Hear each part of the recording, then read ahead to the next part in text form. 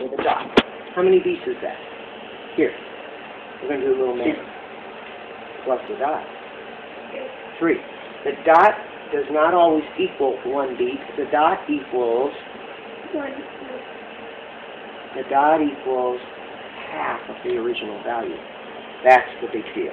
The dot equals half. That's why this dot equals an eighth note, because an eighth note is half of a quarter note. Okay?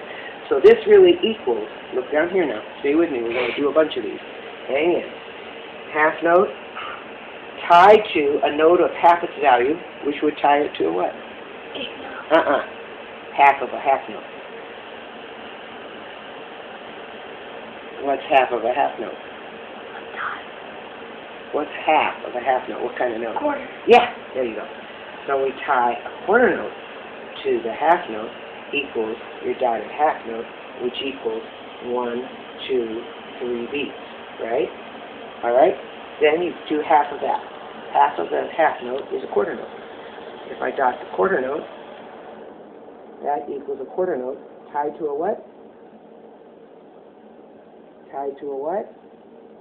An eighth note is half of the quarter note. Got it? Now I'm going to do this all the way down, all the notes, so stay awake.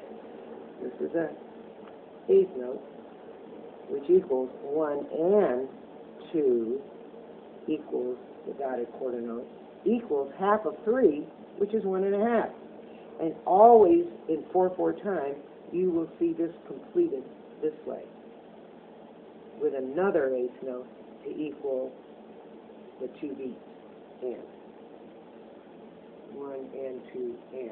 There's your added eighth note. Now, what's half of a quarter note? Eighth note. So I'm going to take an eighth note, and I'm going to have a dot.